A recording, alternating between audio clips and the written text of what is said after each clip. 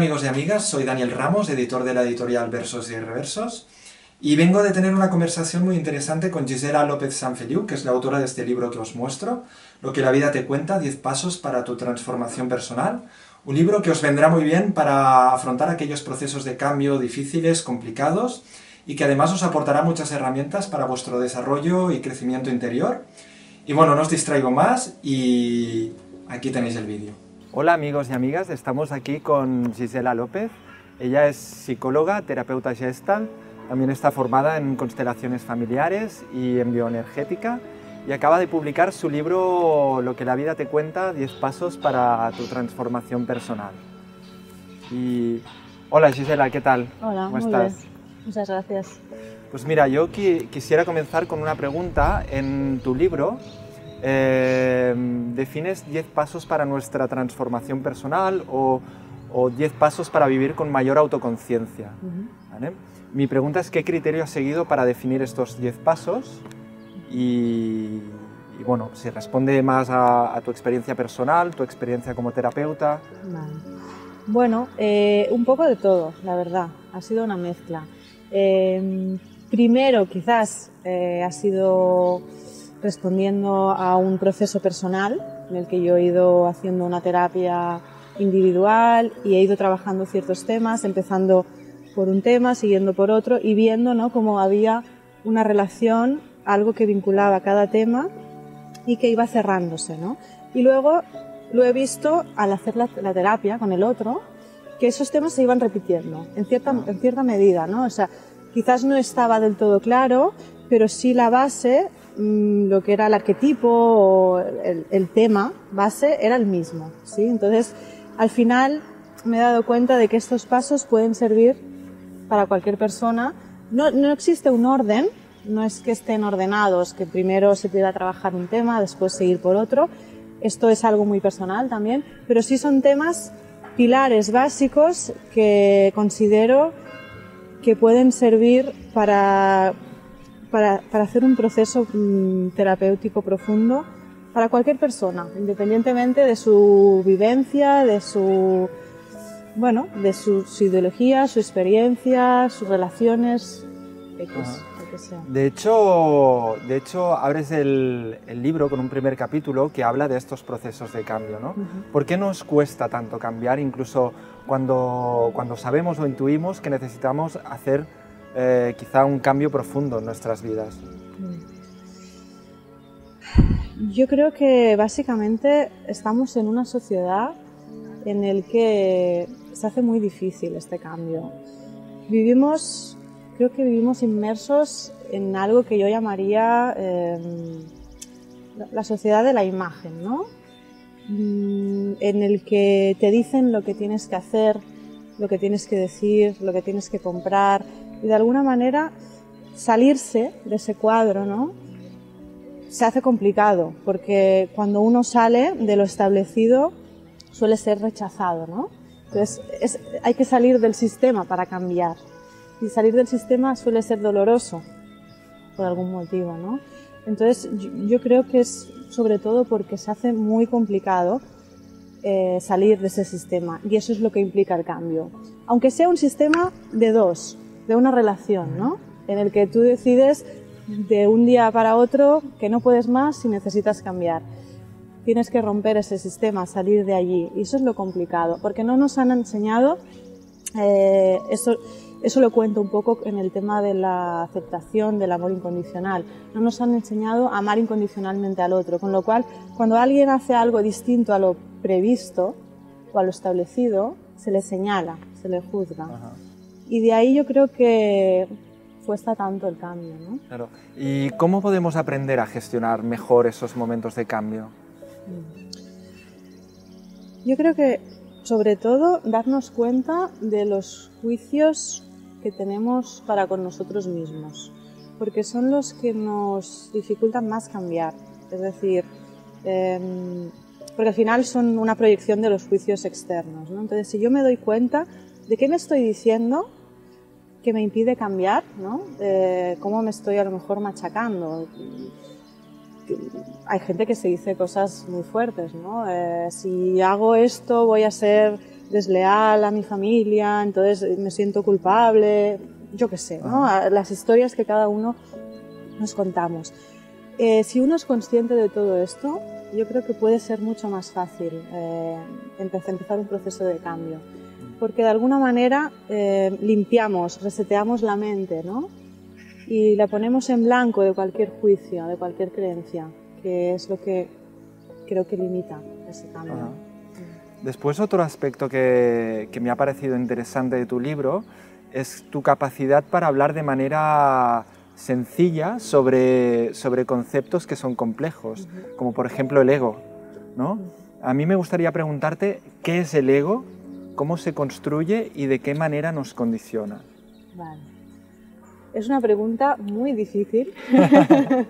Responder qué es el ego así tan alegremente no resulta fácil. Pero es un poco qué es antes, ¿no? El huevo o la gallina. La gente piensa a veces que el ego se construye con la educación, otros dicen que viene de genética, que nacemos ya con un carácter. Yo creo que más allá de cómo se construye, de dónde viene, para mí es más las máscaras, ¿sí? Las máscaras que nos vamos poniendo a lo largo de la vida y con las cuales al final acabamos identificándonos. Es un traje, es como estar vestidos, ¿no? Una vez vestidos, cada uno nos podemos diferenciar, ¿no? Con el ego nos diferenciamos, nos individualizamos, pero cuando nos quitamos la ropa, cuando nos quitamos esa máscara, todos somos iguales. Entonces, ¿para qué, no? El ego, si al final es un traje que parece falso, que es una máscara, que luego no es lo que somos realmente. Bueno, hay un para qué, y el para qué es precisamente para distinguirnos. Si todos fuésemos iguales, no podríamos vivir, ¿no? O nos mataríamos, o nos aburriríamos, porque todos iríamos a lo mismo, ¿no? Entonces necesitamos esa variedad. Y a nivel práctico, cada uno con ese ego tiene unas potencialidades distintas y ahí puede desplegarlas en su vida diaria, ¿no? Haciendo una labor en su trabajo, con su familia, o lo que sea en su vida, ¿no? Entonces ahí yo creo que es la parte práctica, la parte funcional del ego. Lo importante es poderse distanciar de ese ego, no identificarse hasta el punto de creer que eres eso, ¿no? Porque al final todos somos lo mismo, ¿sí? Eso, las filosofías orientales, el budismo, hablan mucho de todo esto, de poder ser ese observador, salir de esa máscara, de ese ego, y darte cuenta de que eres mucho más que eso. Claro, acabas de hablar de la funcionalidad del ego, pero claro, para dejarnos de identificar con todas esas máscaras de las que hablas, hay que aprender a observar el ego desde fuera, dejar de identificarse con el ego. Pero claro, todo eso conlleva un trabajo y es todo un proceso. ¿Cómo podemos aprender a ser conscientes o a desidentificarnos de este ego? Bueno, yo creo que la clave está en la experiencia, ¿no? Claro, tú dices, ¿cómo aprender a ser consciente? Esto es un poco complicado, ¿no? ¿Se es consciente o no se es consciente? Es decir, no se aprende. Sí te pueden ayudar y te pueden decir, mira, ¿no? Ahí estás identificándote con esta emoción, claro. Estás enganchando en eso. Y entonces, pues sí, me doy cuenta. Vale. En ese sentido, el trabajo del terapeuta, ¿no? es básico, ¿no? Claro, es el de un espejo, ¿no? Claro. Que te refleja y te va diciendo, eso es lo que me estás mostrando, eso es lo que yo veo.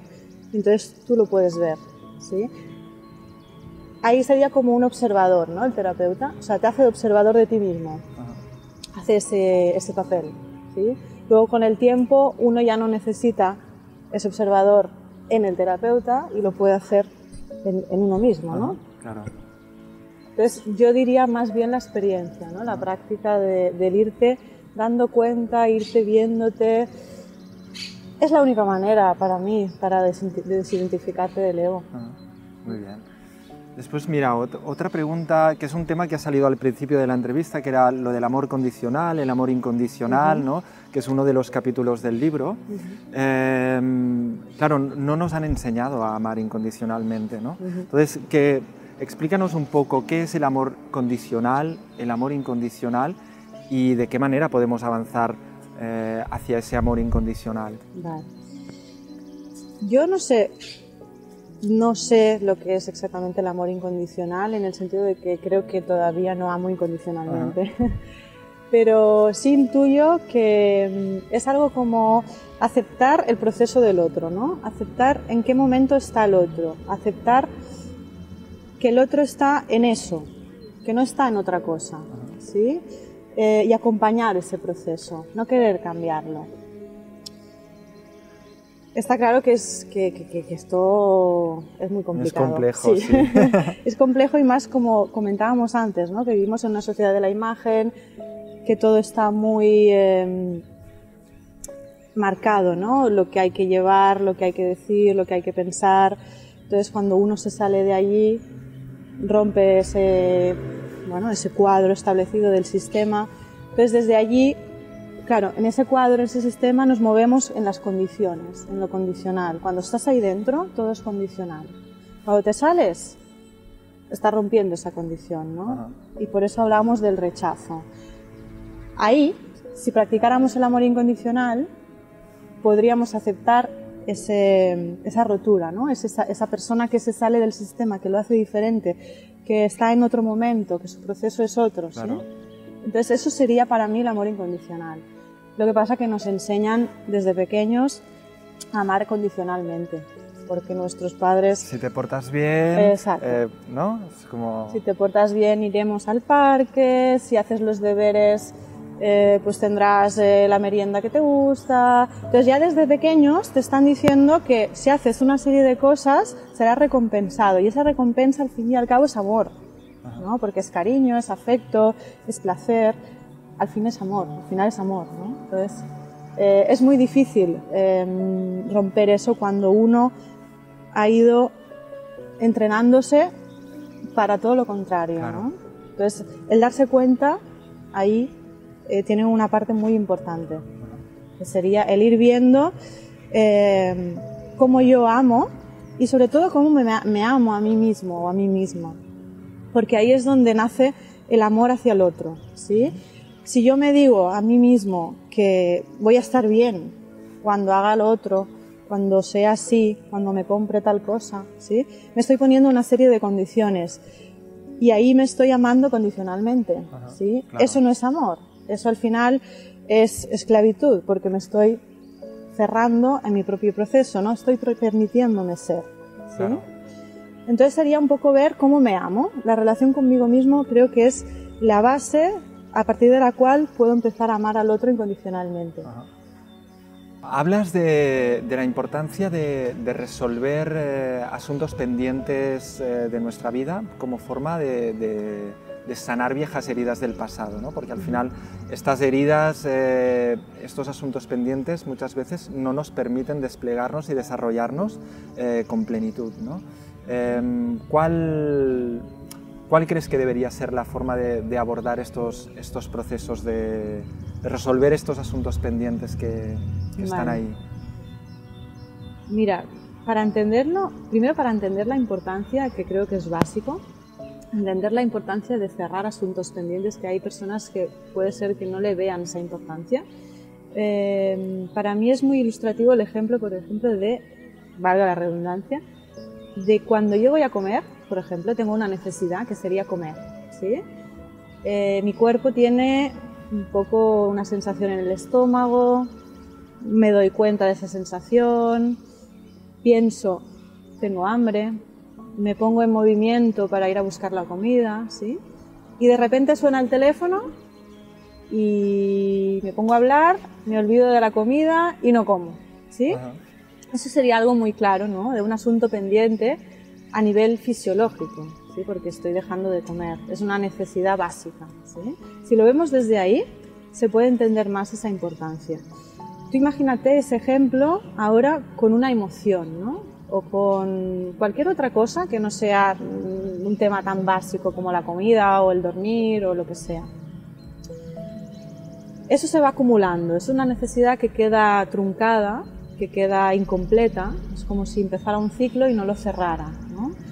Y voy abriendo, abriendo, abriendo y nunca cierro, nunca cierro, nunca cierro. Claro, eso se va quedando ahí abierto y se va acumulando en mi inconsciente. Y al final va a pasar mi factura a nivel emocional, a nivel físico, ¿sí? Entonces es importante darme cuenta de todo eso que he ido abriendo y que no he cerrado, ¿no? Sobre todo, yo lo que he visto que suele ser más importante tiene que ver con el tema de las relaciones, ¿vale?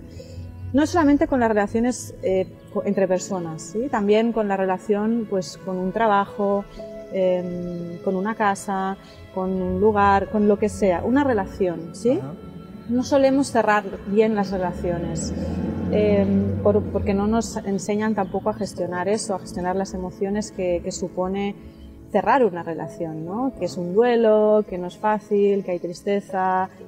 Como hablábamos antes, son emociones que no están bien vistas en la sociedad en la que vivimos, ¿no? Entonces, yo haría una lista, por ejemplo, a nivel práctico, de todo lo que tengo pendiente y que no es fácil, ¿no? O que no es agradable.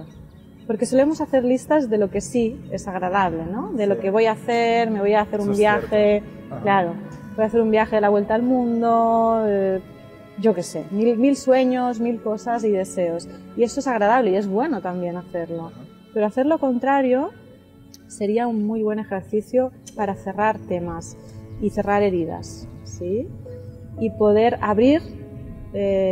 abrirnos a cosas nuevas, porque si no voy a ir acumulando y no das espacio tampoco, claro, ¿no? Para abrirte completamente a cosas que tienen que venir, ¿no? Claro, exacto.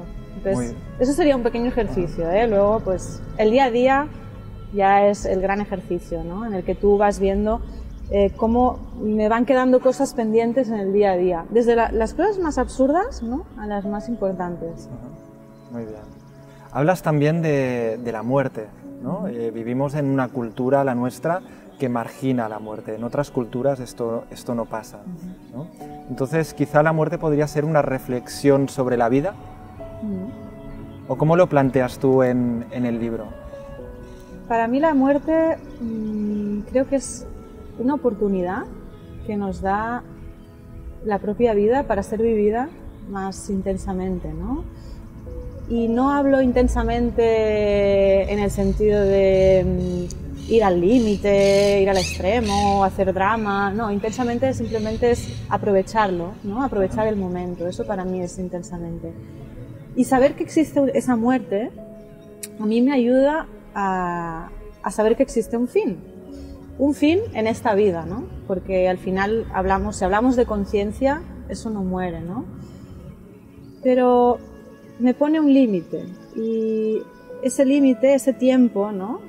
Cuando empieza el día, sabes que tendrás 24 horas y te planificas, ¿sí? Ajá. Pues sería lo mismo, ¿no? Yo, evidentemente, no me voy a planificar la vida como me puedo planificar el día, pero sí voy a saber que tiene un límite y que voy a poderla aprovechar al máximo porque hay ese límite. Entonces, a mí me da esa motivación, esa iniciativa para vivirla intensamente, en lugar de tomármelo como algo a lo que temer, ¿no? A lo que rechazar. Sería ponerle la parte positiva, ¿no? A la muerte. Evidentemente es doloroso perder a alguien que quieres y no resulta fácil a veces, porque es una pérdida, ¿sí? Pero como todo, se hace un duelo, el cuerpo hace un duelo y ya está. ¿Sí? En tu libro hay como un trasfondo que va hilvanando como un hilo conductor a lo largo de los capítulos, que es la espiritualidad. ¿Cómo vive Gisela López la espiritualidad? ¿O qué es la espiritualidad para ti? Vale. Para mí es darme cuenta de que hay algo más de lo personal, ¿sí? O sea, no solo estoy yo y mi historia y la gente que conozco, en mi escenario, en mi vida, sino que hay algo más, que yo solo soy una personita, ¿no? Una hormiguita, y que cumplo una función, pero que hay algo más grande, ¿sí? Y ese algo más grande no solo tiene que ver con lo colectivo y lo impersonal, sino también con aquello que no puedo explicar de la vida, ¿no? Con el misterio de la vida, con las casualidades de la vida, las sincronías de la vida, el fluir de la vida. Hay cosas que por mucho que piense, intente razonar o intente comprender, serán un misterio, ¿sí? Pero a pesar de eso, intuyo y siento que tienen un hilo conductor, ¿sí? Que tienen un sentido, que lo puedo dar yo el sentido, pero que lo tienen, ¿sí? Entonces, ese es ir más allá, ese es algo más grande, que incluye no solamente lo personal, ¿sí? Sino lo impersonal. Y en la terapia, o sea, ya una vez puestos en materia práctica, yo lo trabajo como una segunda fase del proceso terapéutico. Cuando alguien viene a terapia, normalmente viene porque tiene un problema, entre comillas, ¿no? Una emoción, algo que no sabe cómo gestionar, una relación, etc. Es algo muy personal, ¿sí? Muy de yo, ese ego, ¿no? Y está bien, porque es real también. Entonces, una vez trabajado toda esa parte más egótica, ¿no? Más personal, es cuando yo empiezo a introducir lo impersonal, que sería esa parte más espiritual, ¿no? Ese más grande, eso más grande que hay más allá, ¿no? Para no mirarse tanto dentro y poder mirar más allá.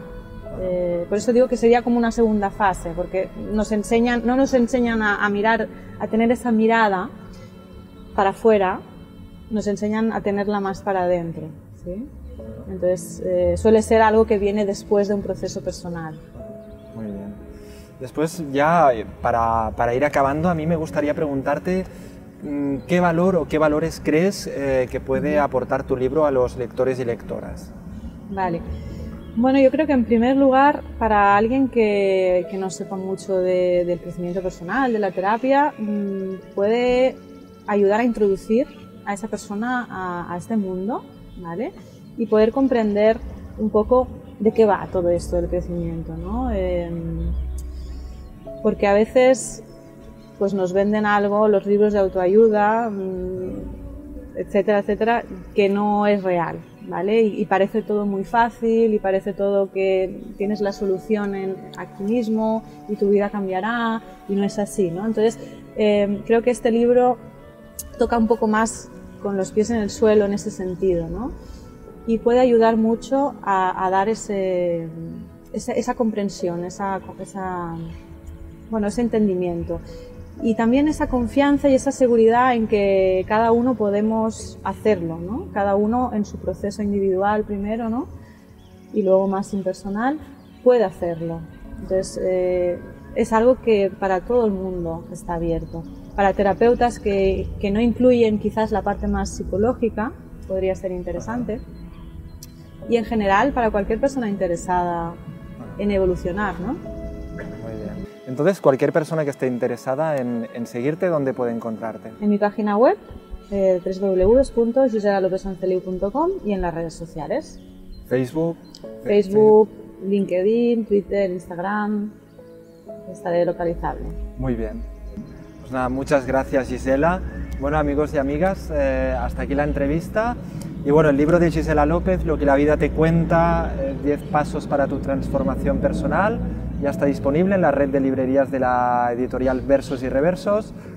Podéis encontrarlo también en la tienda online de la editorial, que es versosyreversos.es, y podéis seguirnos en las redes sociales, en Facebook, en Twitter, y visitar nuestra página web, versosyreversos.com, donde podréis estar al día de todas las novedades y todos los eventos que iremos organizando pues, con Gisela acerca de su libro. Presentaremos el libro oficialmente el 14 de enero en FNAC Triangle de Barcelona y estáis todos invitados. Muchas gracias y hasta pronto. ¿Qué pasa? Tun, tun, tun. Vale. Bueno, y entonces... Tomas falsas. Vale, me concentro. Vale.